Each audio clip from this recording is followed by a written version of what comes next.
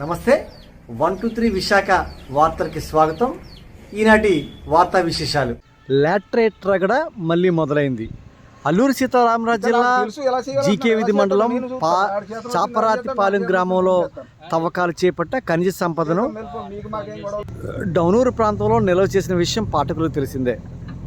అయితే పుత్తూరు దేవుడు అనే వ్యక్తి 90 సంవత్సరాల లీజు తీసుకొని తవ్వకాలు చేపట్టి ఈ ప్రాంతంలో నిల్వ చేశాడు. అయితే అప్పట్లో అక్రమంగా తవ్వకాలు జరుపుతున్నారని చెప్పేసి వార్తా కథనాలపై స్పందించిన అధికారులు, మైనింగ్ శాఖ అధికారులు ఆ క్వారీని సీజ్ చేయడం జరిగింది. అయితే క్వారీలో అక్రమంగా తవ్వకాలు చేపట్టారు కాబట్టి 1,50,00,000 అటవీ పైన కట్టిన తర్వాతే ఇక్కడ ఖనిజ సంపద తరలించాలని చెప్పడంతో అప్పటి నుంచి ఈ రోజు వరకు కూడా 6 సంవత్సరాల పాటు ఖనిజ సంపద డౌనూరు ప్రాంతంలో నిల్వ చేశారు. గుట్టు చప్పుడు కాకుండా లీజుదారుడు పుత్తే రమణకు దేవుడికి తెలియకుండా లీజుదారులు కొంతమంది వ్యక్తులు దీనికి సంబంధం ఎలా తోలుతారు మీరు? ఇప్పుడు దీనివల్ల మీరేం చెప్పారు? 1,50,00,000 పైన కట్టి నేను మిషన్లు ఎక్కింతాను, లారీలు ఎక్కింతాను, దింపుతానన్నారు. ₹1 ఆఫీస్ కట్ట. ఇది అల్లూరు సీతారామరాజు జిల్లా కొయ్యూరు మండలం డౌనూరు పంచాయతీ మర్రిపాలెం శివార్లో ఏర్పాటు చేశారు. సుమారు 6 కోట్ల విలువ చేసే ఈ ఖనిజ సంపద అంతా కూడా గత 6 సంవత్సరాల నుంచి కూడా ఈ ప్రాంతంలో నిల్వ ఉంచారు. అంటే దీనికి సంబంధించిన వివరాలకు వెళ్ళొచ్చు. పోతూరు దేవుడు అనే వ్యక్తి ఉన్నాడు. ఈ దేవుడు కొయ్యూరు మండలానికి చెందిన వ్యక్తి. ఈయన అయితే జీకేవిధి మండలం చాతరాతిపాలెం గ్రామంలో పలు రైతుల వద్ద 81 సంవత్సరాల లీజ్ ద్వారా అక్కడ కొంతమంది రైతుల ద్వారా తవ్వుకొని ఈ డంపింగ్ అంతా ఇక్కడ చేసుకున్నాడు.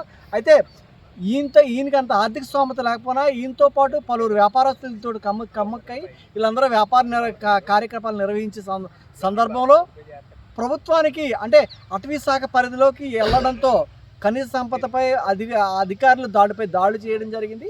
దాడులు చేసిన అనంతరం ఈ 2019 నుంచి 24 వరకు తగిన సందర్భంలో పలువురు అధికారులు వచ్చి ఈ చాపరాతిపాలెం క్వారీని అయితే ప్రస్తుతానికి మూసివేయడం జరిగింది.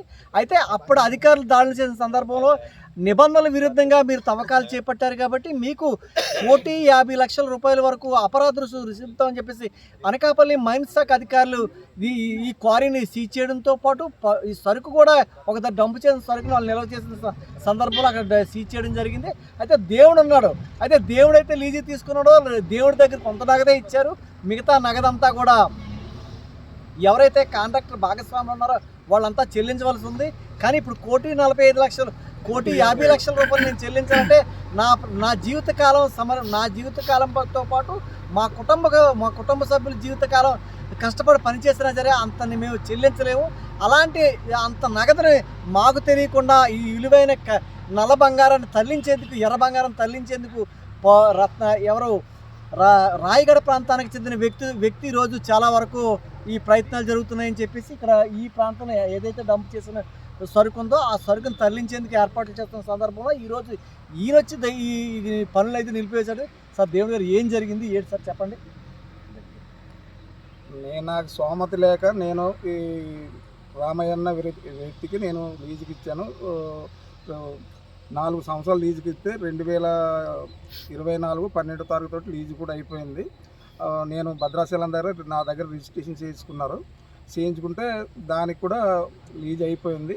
అప్పటి నుండి నాకు డబ్బులు ఇవ్వక నేను అలాగ ఆపుకుంటూ వచ్చాను.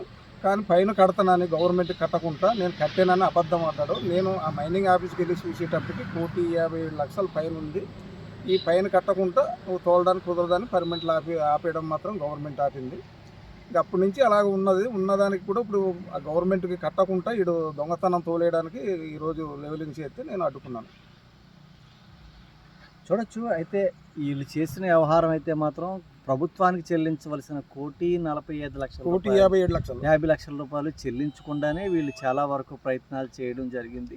వీళ్ళంతా కూడా ఇక్కడి నుంచి ఎర్ర బంగారం తరలించేందుకు ప్రయత్నాలు జరుగుతున్న సందర్భంలో ఈరోజు ఎవరైతే లీజుదారుడు ఉన్నాడో దేవుడు ఇక్కడ వచ్చి పనులు అడ్డుకోవడం జరిగింది. సరుకుని అయితే ఇక్కడ నుంచి తరలించేందుకు మేము దీన్ని నిరాకరిస్తున్నాం. సరుకు తరలిస్తే ఇక్కడ బాగుండదు. మా ప్రభుత్వానికి చెల్లించిన ₹1,45,00,000 ₹1,50,00,000 చెల్లించిన తర్వాత మాత్రమే ఇక్కడి నుంచి మీరు ఈ సరుకు తరలించాలి. కానీ ఈ విధంగా తరలించినట్లయితే మాత్రం మేము దీన్ని అడ్డుకునే ప్రయత్నం జరుగుతుందని చెప్పేసి దేవుడైతే చెప్పడం జరిగింది. Over to Anakapalli